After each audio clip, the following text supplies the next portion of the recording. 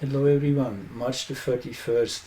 Can you feel how different the energy is after Neptune has entered Aries compared to what it was just 2 days earlier when the eclipse was exact, and the few days prior they were very tense, they were very difficult, I found. And actually I had a few people close in my life who went through quite a hell in these days. And it shifted dramatically on Sunday early morning here in North American time, when Neptune crossed the 0-degree Aries mark. And you see, the eclipse happened at 8 degrees and 59. That is the exact degree here at the center of this chart of Neptune's ingress into Aries over the 0 meridian.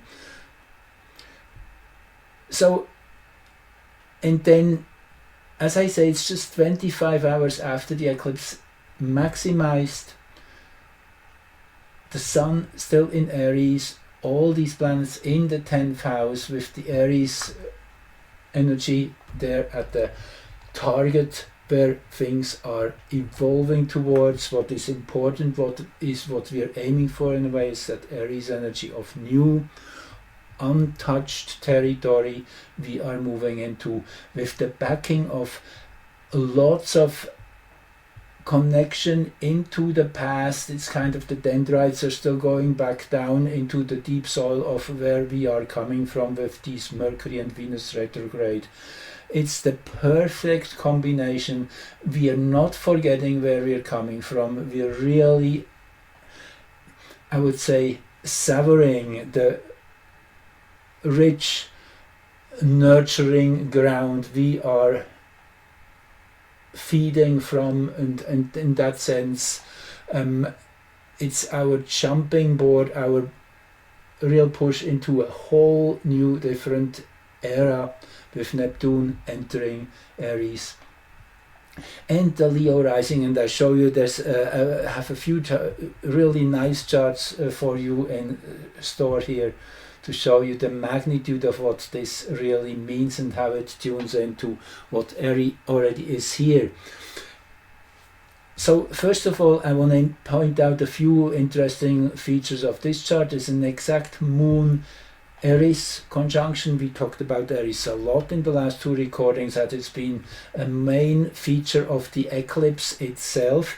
Aries, the one who is intent on bringing the truth and nothing but the truth, and to break through all lies and lay it all open, lay the inner hidden conflicts open, bring them to expression, and in the bigger picture then to a resolve where the highest standards are reigning.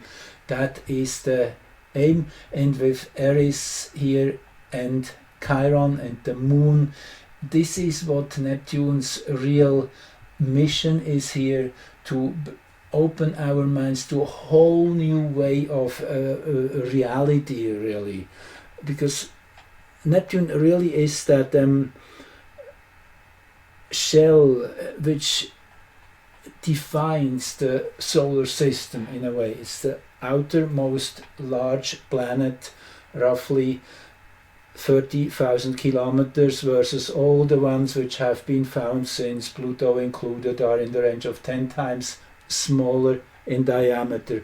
So there's a real radical shift in what's going on in our solar system. So Neptune is the one which can act as a double mirror. Either we are just seeing as an opaque surface which mirrors back what we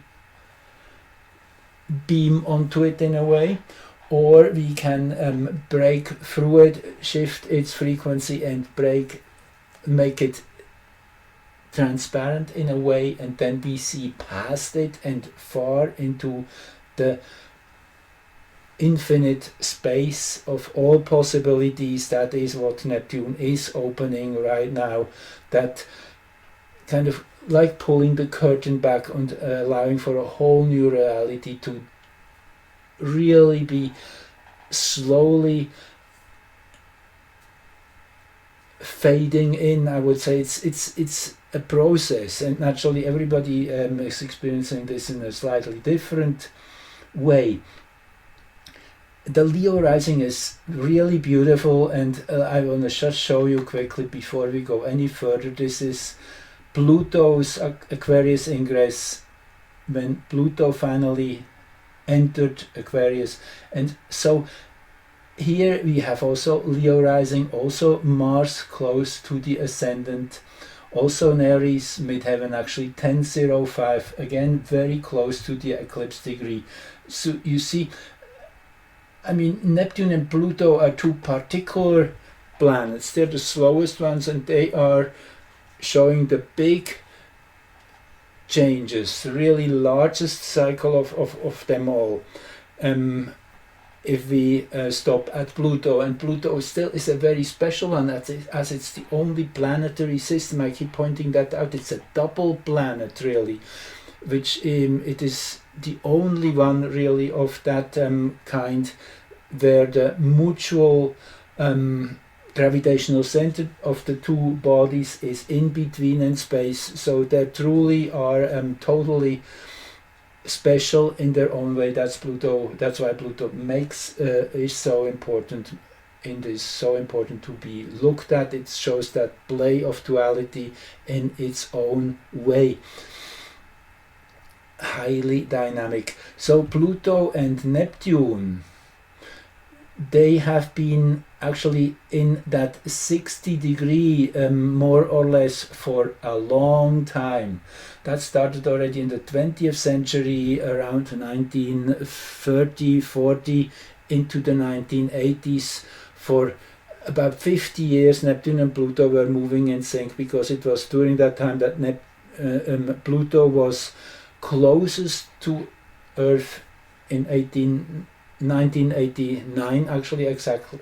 So for many decades they moved in at about at the same speed, and just now they're coming back into the 60 degree frequency. And this was definitely, with Neptune now being in Aries again, it's that sextile energy which is most of all the same,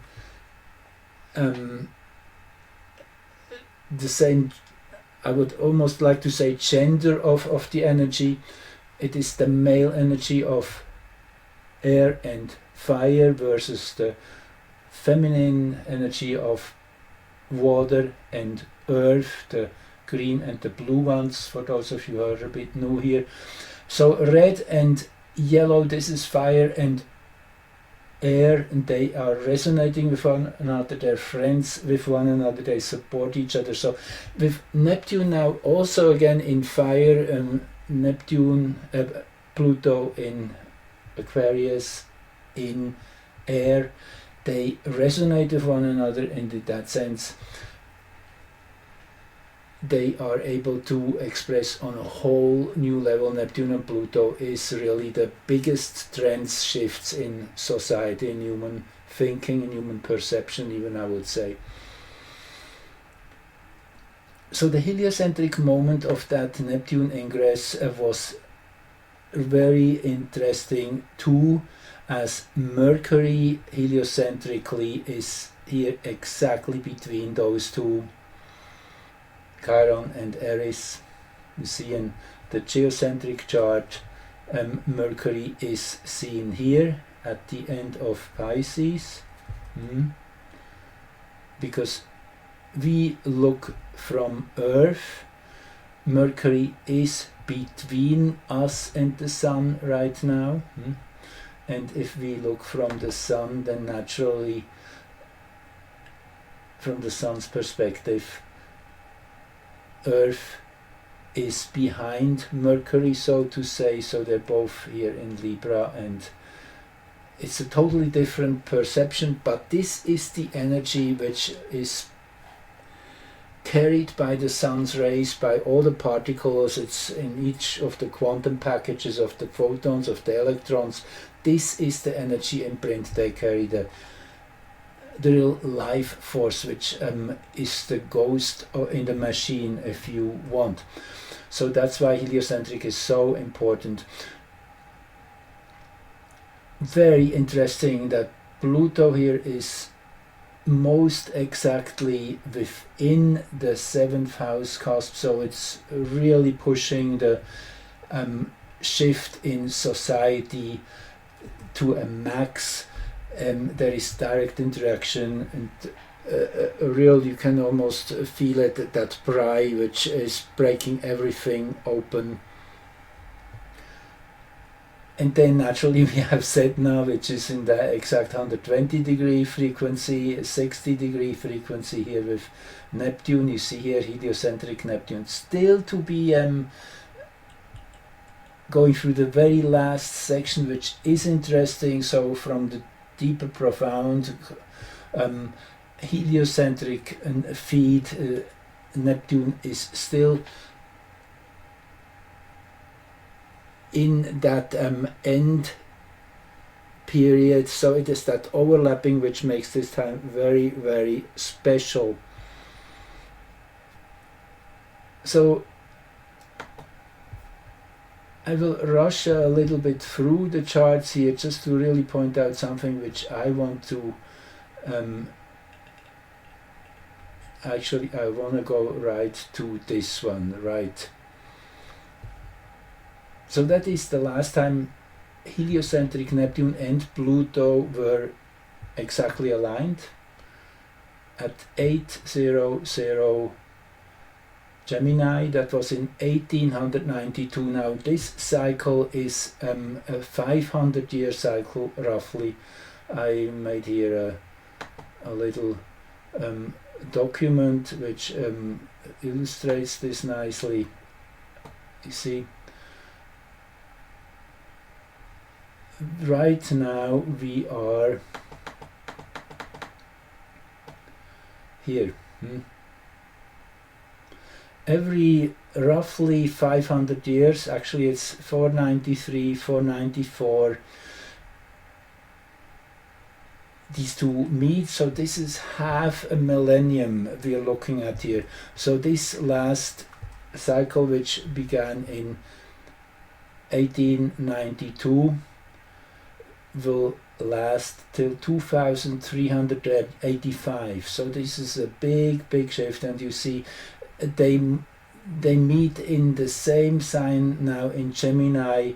Started with the 1398 conjunction, which was pretty much the onset of the Renaissance period, of tapping more into a mental universe in that sense. Before we were having these conjunctions since 1560 before Christ into 1398, with them meeting in Taurus in Earth.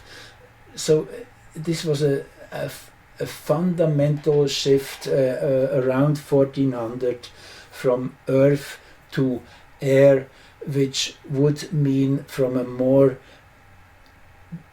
simple way of living with nature, much more through the senses and through building and action, in that sense, making things manifest with form. And then with the 14th century kicking in, then the world of ideas really started flourishing. And now you see this is air.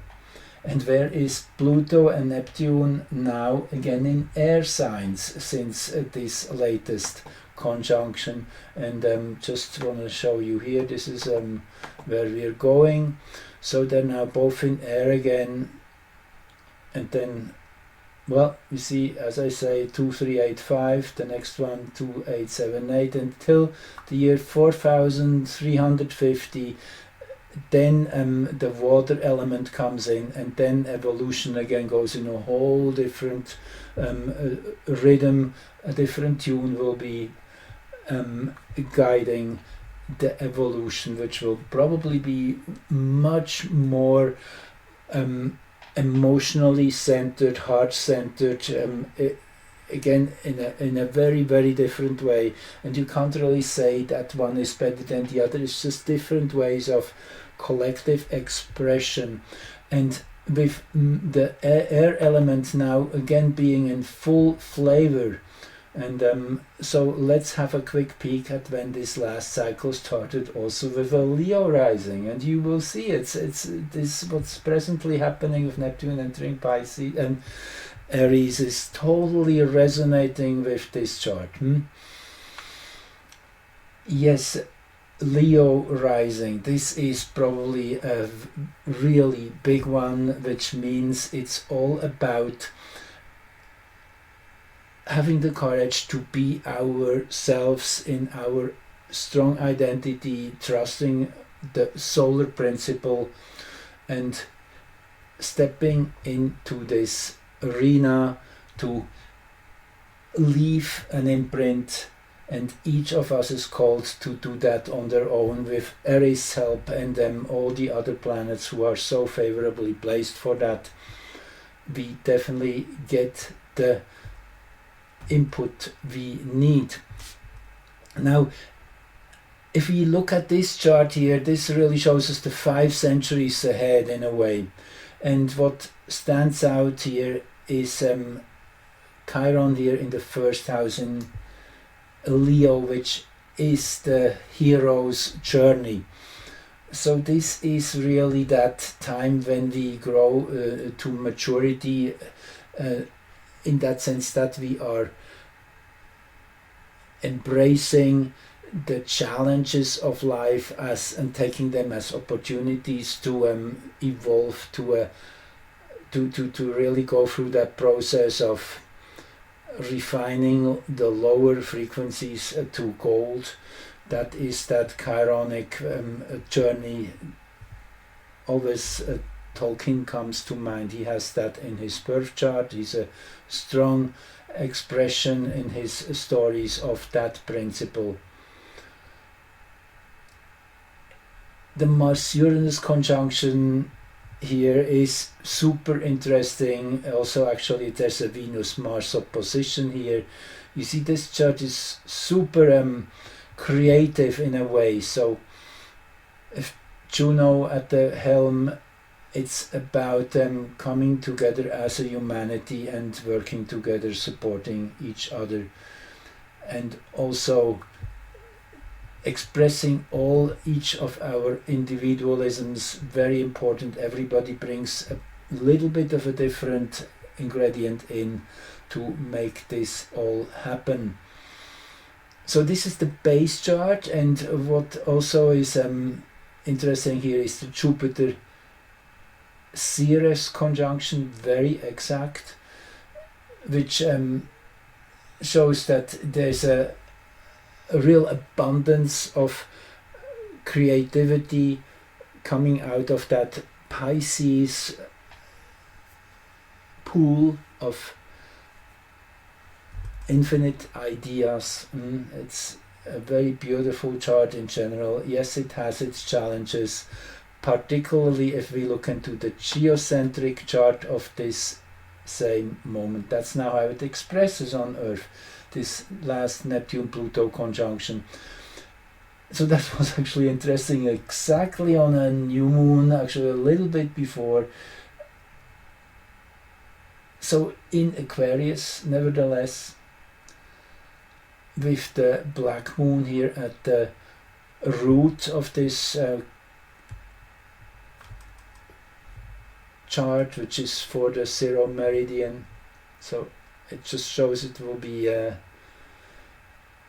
painful process at times to come to this clarity. There's this beautiful symmetry though. See the dark moon here, Neptune and Pluto here, and the new moon is pretty exactly at midpoint. So it really shows we are getting to explore all the colorations of that energy combination, of that collective frequency of Neptune and Pluto, from the darkest to the lightest, and it's about integration in in that context of partnership and companionship, but also naturally the aspect of competition comes in here too, of just how we handle our humanity. That is the quest here, and I guess that's the direction we're moving. And this present time, as I say, is just in a natural harmony with that base energy of these 500 years. So this is a very special window we are in right now. And Neptune at first will stay in Aries for the better part of what's coming this year. Actually, I wanted to tell you exactly when it changes back into Pisces. So where are we here? Okay. Yeah, that will be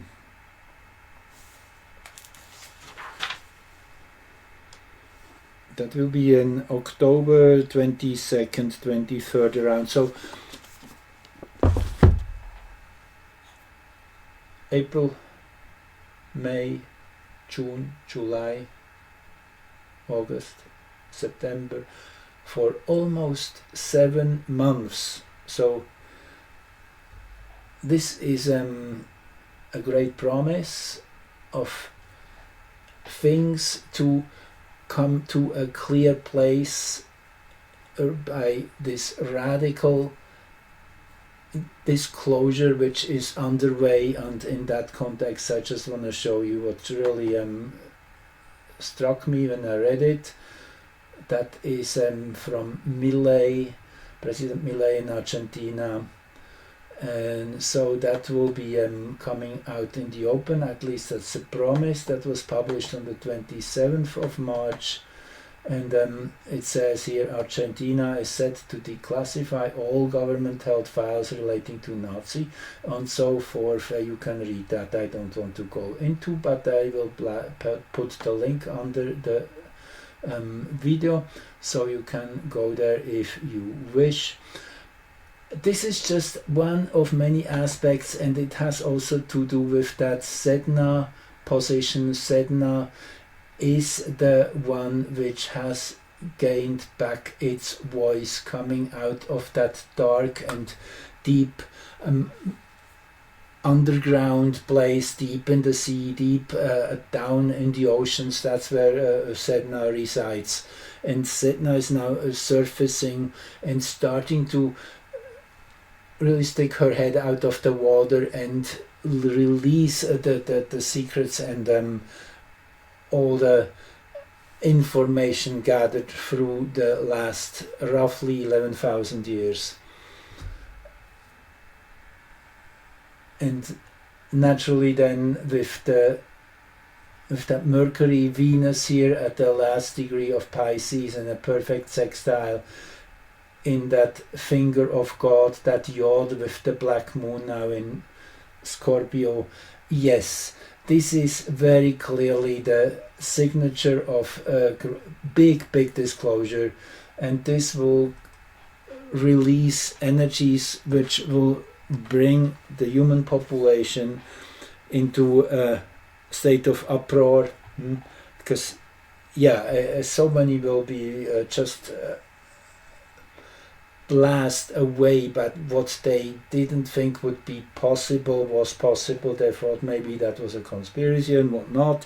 It proves to be correct, and the whole history has to be rewritten. We have to really throw overboard almost everything we learned in school and which was told to be true.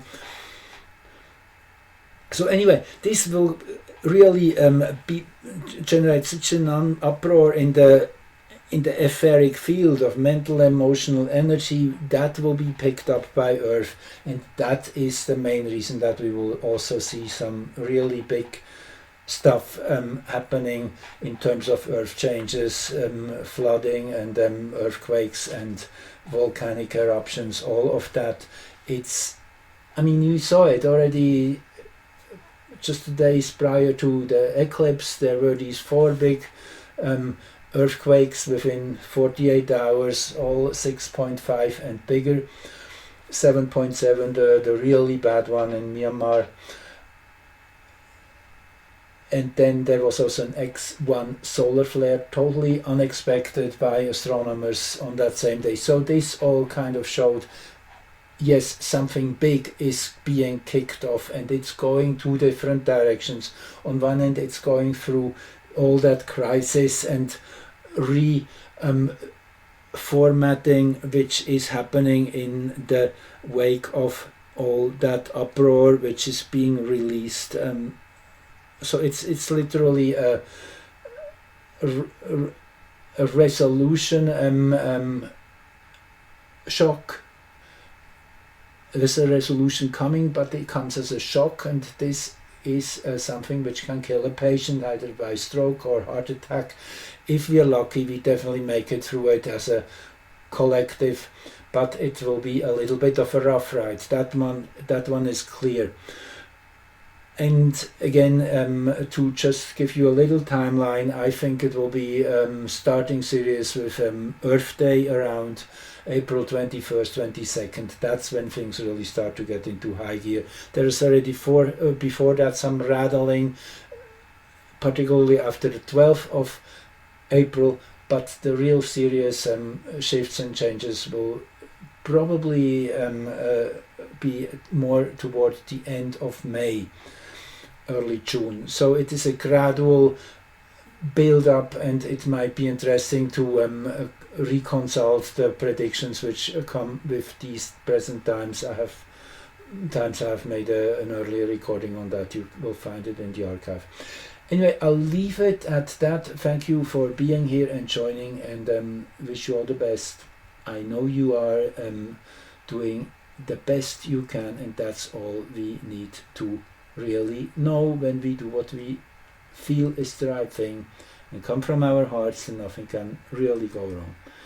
Love you all. Bye bye.